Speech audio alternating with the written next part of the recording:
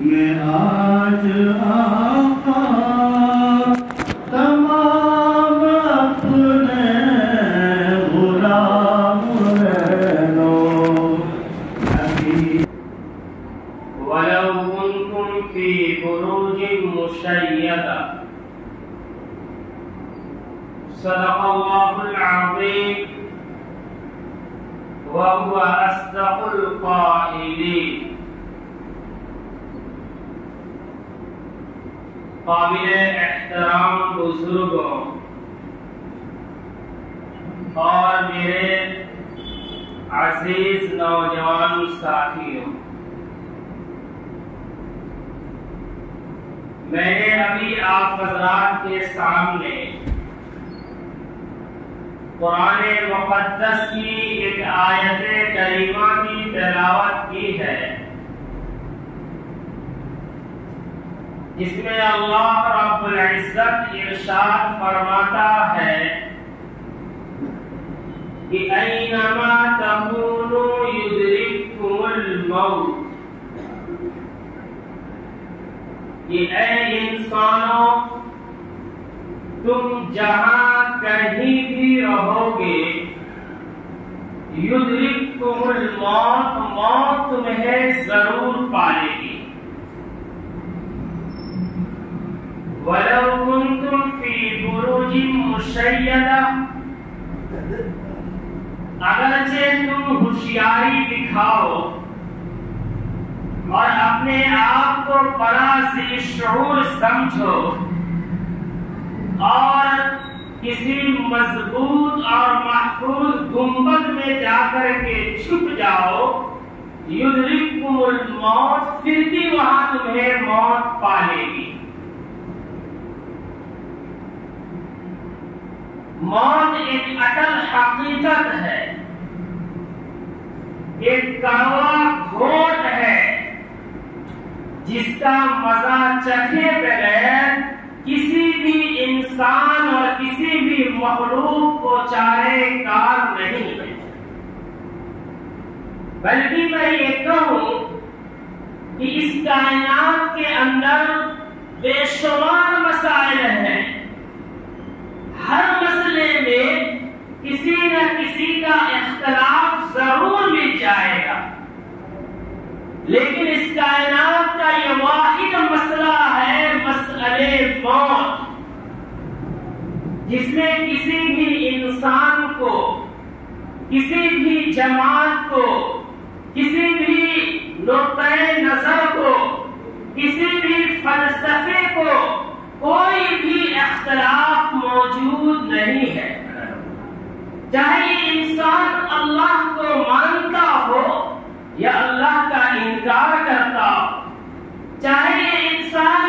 کلمہ لا الہ الا اللہ محمد رسول اللہ کو پڑھ کر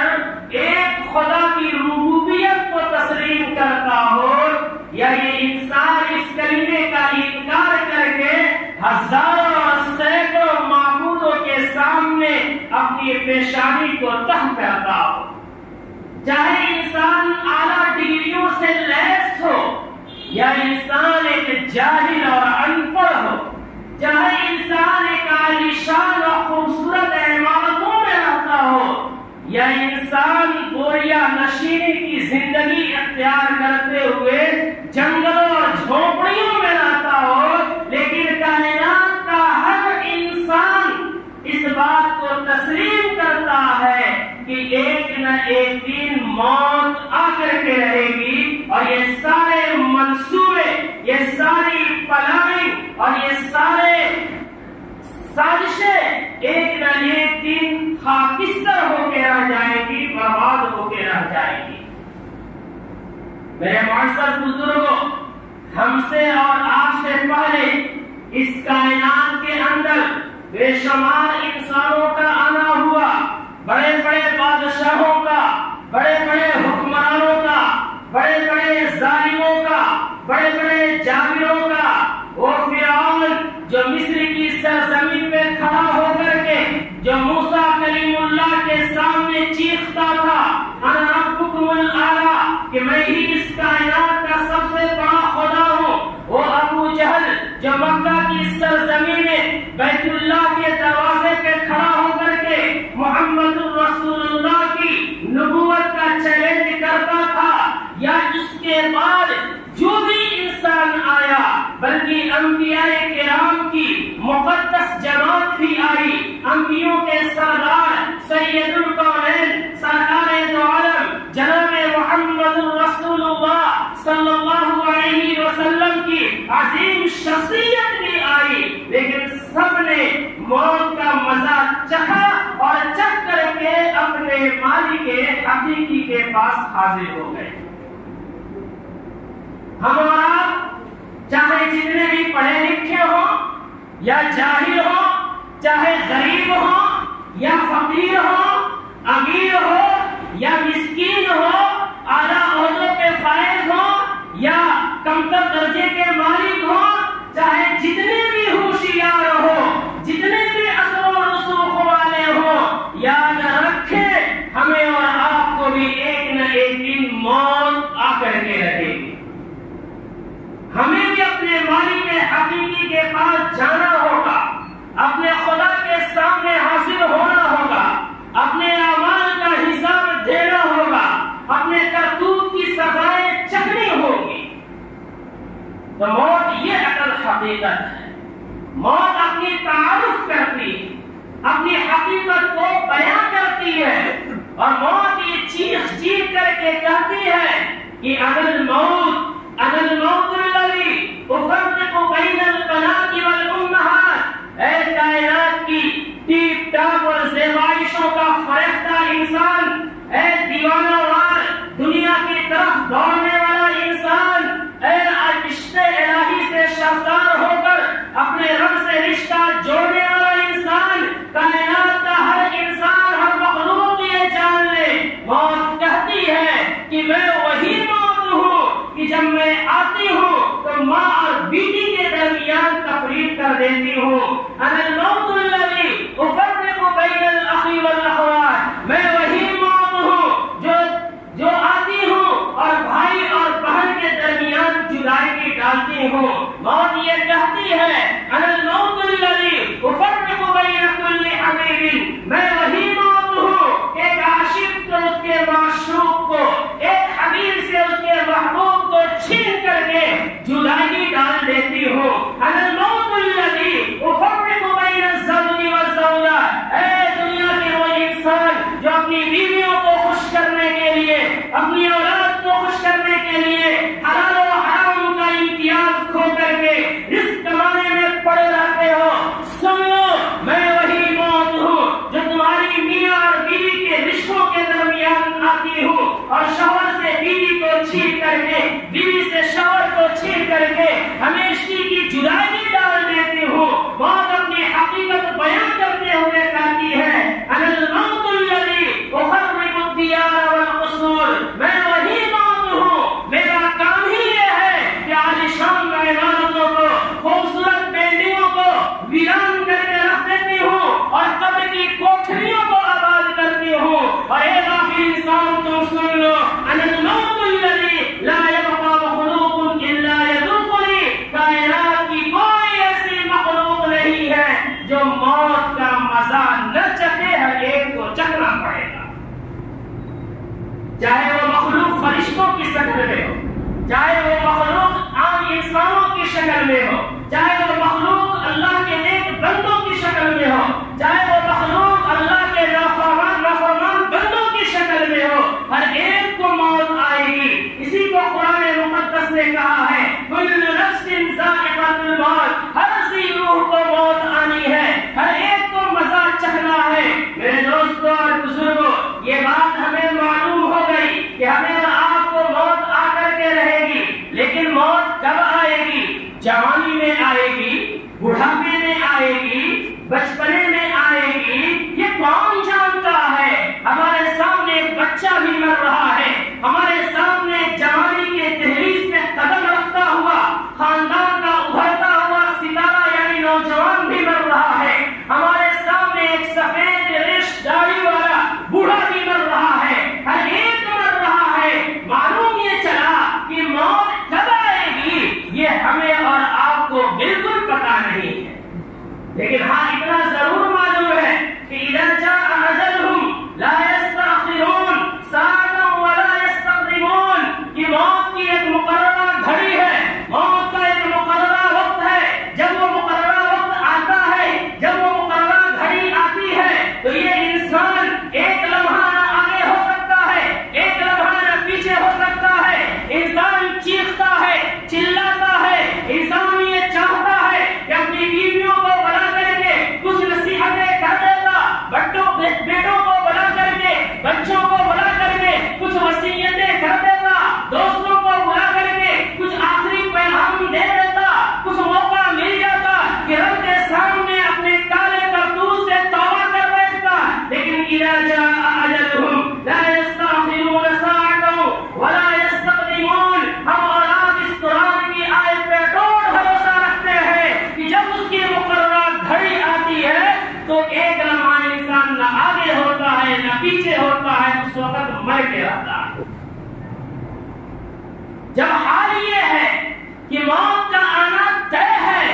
جب حال یہ ہے کہ موت کس عمر میں آئے گی، ہم میں سے کوئی گارنٹی نہیں لے سکتا، کائنات کی کوئی ٹیکنالوجی ایسی آج تک نہ پیدا ہوئی ہے نہ پیدا ہو سکتی ہے جو کنفرم یہ بتا دے یہ انسان کب مرے گا۔ ڈاکٹر حضرات بتاتے ہیں، اپنا ایک تخمینہ ہوتا ہے، ایک اندازہ ہوتا ہے، ایک تحقیق ہوتی ہے، لیکن حقیقی فیصلہ وہ بھی نہیں کر سکتے۔ یہی وجہ ہے کہ ایک ایسا ڈاکٹر جو ہزاروں لوگوں کی جانیں بچانے کا کام کرتا ہے، لیکن وہ اپنی جان خود نہیں بچا پاتا، اپنے بارے میں خود فیصلہ نہیں کر پاتا کہ ہم کب مریں گے۔ جب یہ بات طے ہے تو ہمیں اور آپ کو سوچنا چاہیے، اپنے عقل اور شعور کا استعمال کرنا چاہیے کہ پھر آخر اللہ نے اس موت و حیات کے سسٹم کو کیوں بنایا، زندگی اور موت کے نظام کو کیوں بنایا ہے۔ تو قرآن مقدس میں اللہ نے اس کا بھی اعلان کر کے ہمیں اور آپ کو متنبہ کیا اور بتایا کہ الذی خلق الموت والحیات لیبلوکم ایکم احسن عملا، کہ انسانوں تم جان لو کہ میں نے ہی موت و حیات کو پیدا کیا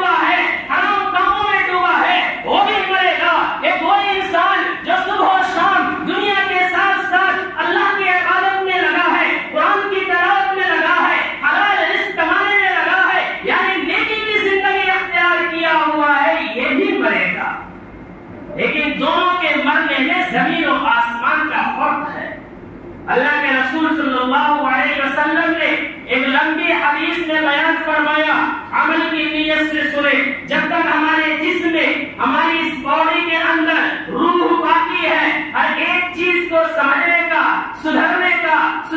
کا پورا موقع ملے گا، لیکن جس دن روح نکل جائے گی اس دن ہمیں کوئی بھی مہلت نہیں مل سکتی ہے۔ میرے دوستوں اور بزرگوں، اللہ کے رسول صلی اللہ علیہ وسلم نے بیان فرمایا کہ جب ایک نیک انسان مرتا ہے تو اس کے کیا مناظر ہوتے ہیں، اور ایک گنہگار انسان مرتا ہے تو اس کے کیا مناظر ہوتے ہیں۔ اللہ کے رسول نے حدیث میں واضح انداز میں بیان فرمایا ہے۔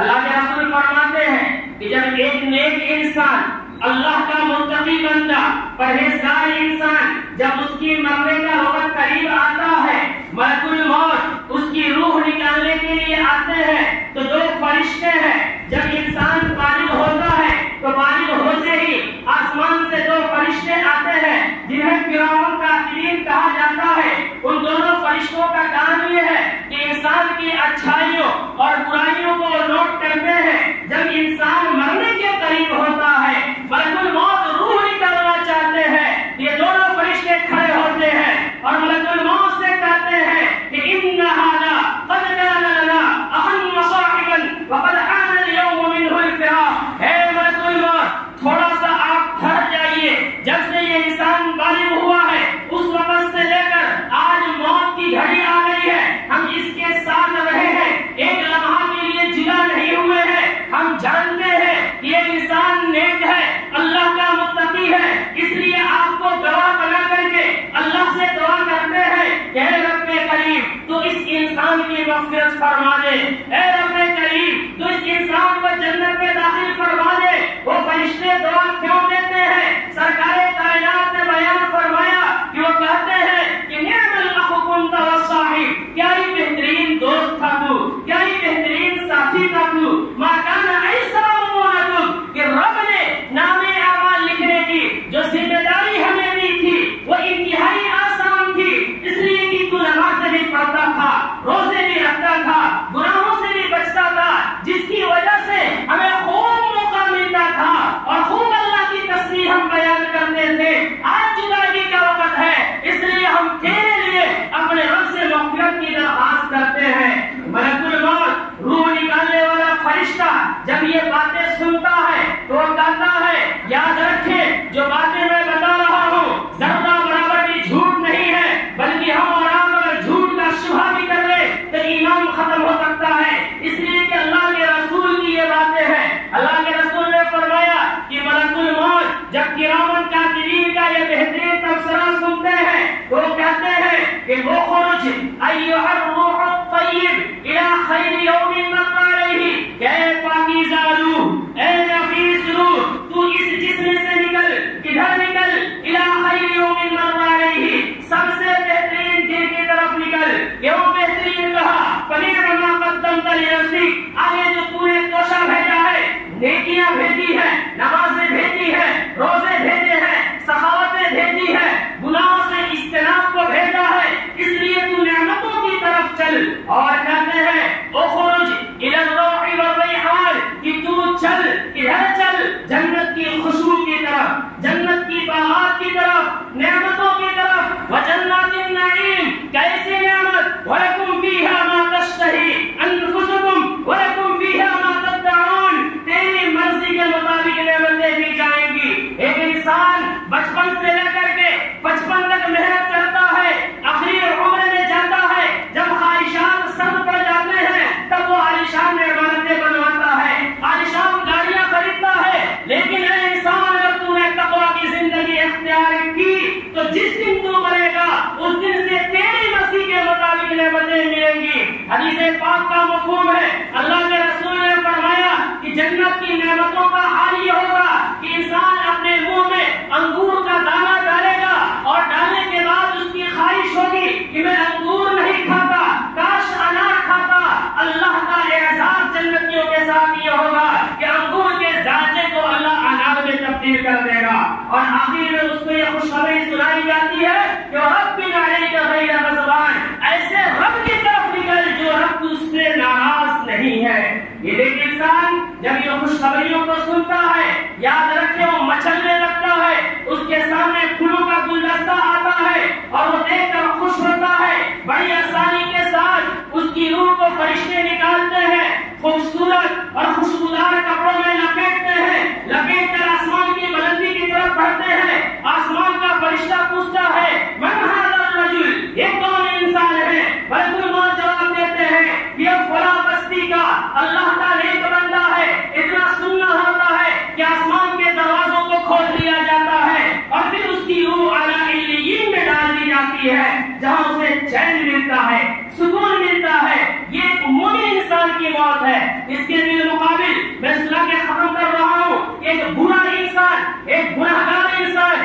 ایک زانی انسان، ایک حرام کا لقمہ اپنے پیٹوں میں ٹھوسنے والا انسان، ایک لوگوں کے حقوق کی دھکیاں بکھیرنے والا انسان، جب اس کی موت آتی ہے تو ٹھیک یہ فرشتے کھڑا ہوتے ہیں اور یہ دعائیں نہیں دیتے ہیں، یہ کہتے ہیں لعنت اللہ علیہ وغضب غضبہ علیہ ولا دخلہ اللہ الجنہ۔ وہ فرشتے کہتے ہیں اے ملک الموت، ہم تیرے سامنے دو بددعا کر رہے ہیں کہ اللہ تو اس پر سخت عذاب نازل فرمانا، اے اللہ تو اسے جنت میں داخل نہ فرمانا۔ خبیث الصاحب، انتہائی بدتمیز دوست تھا یہ، انتہائی بدتمیز ساتھی تھا یہ۔ ما کان اشد مؤمنۃ، اس کے اعمال لکھنے کی جو ذمہ داری دی گئی تھی اتنی بدبودار ہے، ہر دم گناہ میں ڈوبا رہتا تھا، بار بار گناہوں کو لکھنا پڑتا تھا جس سے ہمیں پریشانی ہوتی تھی۔ ملک الموت یہ انتہائی بدترین تبصرہ سنتے ہیں تو کہتے ہیں کہ